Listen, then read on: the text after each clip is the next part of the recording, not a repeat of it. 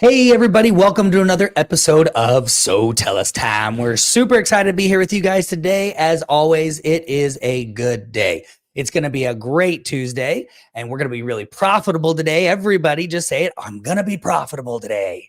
Say it while you're driving. Say it while you're sitting there. We're going to be profitable today and we're going to be productive today. And that is what we're going for. So what we're going to be talking about today is nurture your way to profits. All right. Nurture your way to profits. This is going to be a good episode because I'm telling you, if you are not nurturing existing customers and potential customers, so leads, you are missing out on profits. Too many people too often don't communicate enough with customers and leads. And so that's why we're talking about nurturing your way to profits today. Troy, I'm going to let you jump in. Otherwise, I'm just going to take over and do the whole thing without you. No worries. So, let's just talk about why should you nurture? Trevor really just kind of mentioned it right there. But, you really need to nurture because you want to close more sales from your existing customers. And I want to think about your marketing, right? And your marketing budget. You're spending money on generating leads. You spent money to get your existing customers, and you can go out and you can keep spending money and spend more money to get more leads. Or one of the cheapest ways to make more money is to nurture those existing leads, those existing customers, and generate more revenue out of them. So literally you should be nurturing, to close more sales from your existing customers. And you also want to close more leads that you have in your pipeline right now. And you want to reactivate those leads that you already paid for, right? You may have leads from 6 months ago that you paid money for and you haven't done anything with them, in the last 5 months. So you want to nurture them and reactivate them so that you can make more money off of those leads, right? And I think you said something really key there is, or you can keep spending more money to get more leads even though you're not doing a good job with the existing leads, right? And I want to say that is what most people do. They're like, oh, we need more business. So we need more leads. We need to spend more money. And it's like, but you suck at what the leads are already getting. Or Yes. let's give them some grace and say you're doing an okay job with the leads that you're already getting, but you could be making more money with the leads you currently have versus having to spend more money just to get more leads, to just waste more leads. And that's what I really want people to think about this. I feel like, well, and I know so because we see it every single day, that people just are like, oh, I just need to spend more money. I just need more leads. I just need more. But we walk in the door, we look at their processes and their systems, and we're like, and you're doing a terrible job with your existing leads. So why are we spending more money? More money is not the answer. Yep, exactly. Well, and especially, I've talked to some businesses lately. They're like, oh man, I just don't have the money to market, right? My leads are costing me more than they've ever cost before. And like, I don't know what to do. And it's like, great, we'll start mining your lost leads, the ones that didn't buy, and get more money out of them, right? Actually close them, or mine your existing customers and get more money out of them. And that's what we're going to be talking about today. So who should you be nurturing? It's really simple. Your existing customers, your new leads that you're working on right now, and your past leads, the ones that are, 6 months to a year old. It was interesting. I had a meeting with a client today and we were talking about their marketing and their leads. And I showed them, I said, look, you have this list of over 300 people that raised their hand and said, I am interested in your service.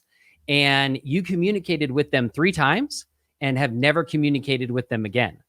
And I'm like, and these are people that said, I'm interested in paying a lot of money because their service is very expensive, and they reached out 3 times to them and then let those leads fall to the wayside. So it's like, yeah, we can spend more money on bringing in more leads, but let's maximize these leads that we've got as well. So that's what we talked about today was let's create a nurture campaign for them and let's get those leads, back re-engaged with us. So how often should you nurture? And so we're going to kind of break this down into 3 categories. We have our existing customers, our new leads, fresh leads that have come in, and our past leads, our old leads. So with existing customers, you want to make sure that you're following up with those existing customers at least quarterly. So every 3 months, you should have some sort of communication going out to them. And we're going to break down what communication should go to each one as well. But making sure, just understand that about every 3 months, quarterly with your existing customer base is really good. Now, if in some cases you may want to communicate with them more frequently than that, depending on how often you service them. Are they a recurring customer that are using your services every single month? Then you might want to communicate with them monthly, right? But at a minimum, every 3 months, you should be communicating with them. Now, for your new leads, the new leads that have just come in the door, here's what you want to do. You want to follow up with them weekly, actually daily the first week of the month, or the first week that you get them, then weekly for the next 3 weeks of the month. Then you're going to want to follow up with them monthly for the next 3 months. And then after that, for the next 6 months, you can follow up with them about every 3 months. So you can see we push really hard in the beginning, right? Because we want to close that lead. And especially if those leads are reaching out to our competitors, we want to make sure we close them in the first day or two, right? But if we can't close them in the first day or two, we continue to reach out to them, weekly from there, and then monthly from there, and then every 3 months from there. And that's a pretty good schedule for any new leads. Now, you may be saying to yourself, well, wait a minute. Like, most of my people make a decision in the first week or two, and after that, they're dead. Well, guess what? They're probably only dead because you have never communicated with them after the first 2 weeks. And we see this all the time with businesses. They say, no. If they don't buy in the first 2 weeks, they're dead. They're never buying. And it's like, and then we put a nurture campaign in place, and it's like, oh, shoot. I got a bunch of people that were 2 months old or 3 months old that all of a sudden came back and bought my services. Right. So it happens all the time. So just because we actually did that, right? What's that? We implemented that. We did that in our own business. We had a product called the Post Place, and people would either buy immediately. I mean, it was like they bought immediately the first time we communicated with them, or they bought I think it was 3 months later. 3 months later. Yeah. Yep, exactly. And we never would have known if we weren't nurturing them, right? Yep. So now for past leads, if you're going to try to reactivate old leads, what we would suggest is you probably want to follow up with them quarterly. You don't want to hammer them, right? Because it's been a while since you talked to them. So ease back into it, follow up with them every 3 months to kind of warm them back up and get them back into the new lead area. And again, if they warm up and become a new lead, great. Now you can hit them more frequently, right? Because they are engaged with you. But warm them up, every quarter.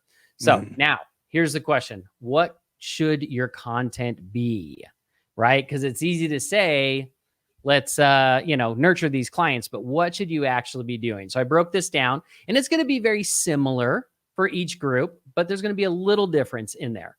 So for your existing customers, what you want to do is, if you just finished work for them, the very first thing you want to do in your nurture campaign is follow up on the work that you did for them. Make sure that they are happy. See if they have any questions or concerns about the work that you did. Ask them for a review, to do a review for you. That's a great way to follow up. Ask them for a referral. What I like to do is follow up with them and ask for a review right away. Then maybe wait a month or so and then ask for that referral. Hey, I just wanted to reach back out, see how things are going with that project. I wanted to let you know about our referral program. If you refer a friend or family, here's what we're going to give you. So do the referral program with them. Remind them of your additional services, right? If you have more than one service that you provide, you may have done power washing for them, and now you want to do something else for them. Make sure that they know everything that you provide. So that you don't lose them to another business because they didn't know that you could do it for them. And then also discounts and offers is a great way to reach out to them. A lot of times at that anniversary, hey, it's been 1 year since we did that project for you. We wanted to remind you of our additional services that we've got. And here's a discount that you can utilize on our services. So that's another great way to reach out to your existing clients. Now, for new leads, it's going to be a little bit different. When you're nurturing them, you're going to want to basically, in the beginning, of course, we're following up, trying to close on that job, right? Trying to get the information we need, get them a quote, get them to purchase from us. So that's going to be our follow-up and nurture in the very beginning. Now, in that, we also want to make sure that we're sharing our social proof, meaning that we're sharing reviews, testimonials, videos from past clients, any proof that we have, case studies, right? To convince them that they want to choose us for our service. So sharing that social proof is really important. Also, let them know about additional services, right? Maybe they came in for one service, but they really need one of your other services, or you can create a bundle of multiple services with them and you give them a bundle discount, right? So that's another way to capture them of like, well, yeah, I need that, but I also need that. And it'd be so great if I could just use one company to do both of those things, especially if they're going to give me a discount for that. So sharing those additional services is really important. And then again, offering a discount, right? As that lead maybe gets a little more stale, as you get farther and farther away from when it first came in, you might want to offer a discount to re-engage them and get them excited about utilizing your services again. So that's a great thing to do with new leads. Now, for those old leads, those past leads, here's what I would suggest. Number one, you want to follow up and see if they still need your services, right? Mm-hmm. They might have come in, been interested, but then decided that now wasn't the right time. They didn't have the money. They needed to wait for their tax return. Whatever it was that prevented them from moving forward with you, follow up. See if they still need those services, right? Because there's a good chance they probably do, need those services. So reach out to them about that. Share your social proof. Show them that they're going to have a great experience with your business. Share your additional services, right? Mm-hmm. Maybe, you didn't go with us for this and you chose another company, and that's okay. But did you know that we provide these other services as well? And we'd be happy to work with you on those. So picking up those additional services. And then, of course, a great way to reactivate and re-engage those old leads is giving a discount, letting them know that you're running a special that they can take advantage of right now. That I would say that's probably one of the fastest ways to re-engage old leads is by offering that discount out to them. Okay, Trevor, I went kind of fast and long there. Did you have anything that you wanted to throw in on those? No, that was really awesome.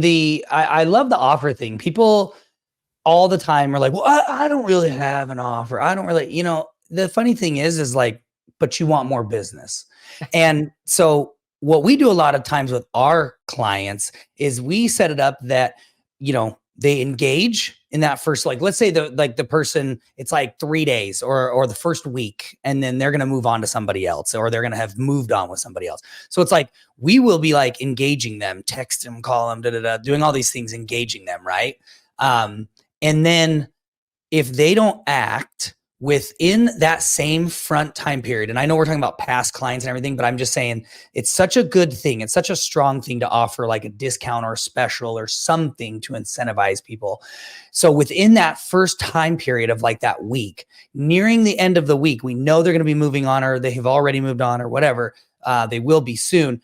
We go ahead and we make sure that we get that discount in there. We get that special offer. We get that, whatever that is, that coupon, right into that first week, because you know what? At the end of the day, you want more business. And if it gets them to jump for you to throw in a little discount or whatever, I can't tell you how many clients have somebody take action near the end of when they probably wouldn't be, right? Because of a special offer that goes out to them. And so it really, really works. So I feel like people always are like, oh, I don't know, special offer, discount, oh, the value, and it's like, great. But some people are just price driven, man, and it's like, well, and it's funny you say that, because I remember one client we were talking to, and he's like, I don't want to offer a discount. He goes, I don't want to make less money on that job, on that client. And I was like, okay, let me just put this into reality for you. Yes. You can either make $0 on that client, or you can make 90% of what you were going to make on that client. Because Exactly. right now you're at zero. You're Zero. making zero. You're making nothing on that client because you lost that client. So if you can go from zero and capture 90%, that's pretty awesome.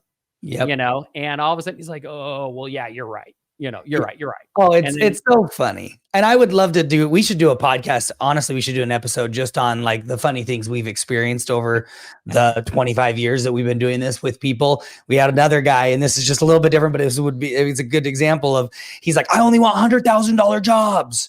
And we're like, okay, but that's like far and few between, man. You're going to get a lot of these, like probably $10,000 or $20,000 jobs. And he's like, oh, okay, that's fine. But I really want $100,000 jobs, you know?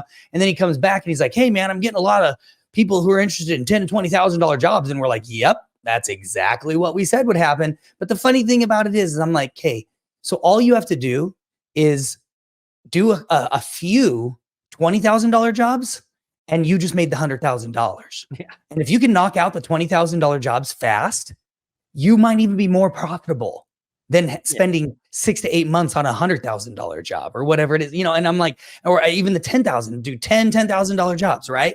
Like, and if you can knock those out fast. And he was just like, huh, you know. And I'm like, dude, you're spending all the time. So anyway, just funny things. And here's the thing is, I'm not even trying to tease on people. What I'm saying is, this is why it's important to either have a business coach or listen to a podcast, or, you know, have somebody, a confidant that is, you know, doing better than you, in my opinion.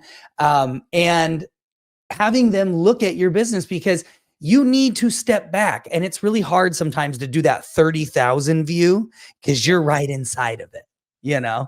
And so that's why I'm not trying to tease on people, but, you know, to us, when you have somebody, and anyone can do this, you go look at your buddy's business, you're going to see very clearly and probably easily some of the little simple things adjustments that can be made, and will make huge strides. So yes. So I'm just saying, if you're bringing it back, special offer, right? I love what Troy said to him. And it was like, do you want 90% of the job, or do you want 100% of nothing? Nothing. And you paid for that lead, man. I would rather get 90% back because I paid for it. Yeah, exactly. Listen, if it's a referral, well, that's different. But like, if you're paying for marketing, get your money back, you know? Yep. Now, how should you follow up? Really simple. You need to make sure that you're following up with both text message, SMS, and email. And of course, you've got to have automation in place, right? Mm-hmm. You cannot sit there and try to manually do this follow-up, because you're not going to, right? You just won't do it. You can't do it. But if you put it in place, all of a sudden these leads are just going to come back. They're going to come, these past clients are come back to life, and you're going to close more jobs. Your existing customers are going to use more of your services, and it's not taking any more work on your part. The automation is just making it happen for you. So you've got to make sure you put the automation in place. Anything else you want to say, Trevor, before you hit the homework? No, let's hit the homework. We're at 18 minutes, so we're a little bit longer than normal. So let's go ahead and hit our homework for today. Put together at least one nurture campaign this week and start running it. And I mean, if you have to do it manually, if you have to have the person sitting up front because you don't have automation in place, I don't care.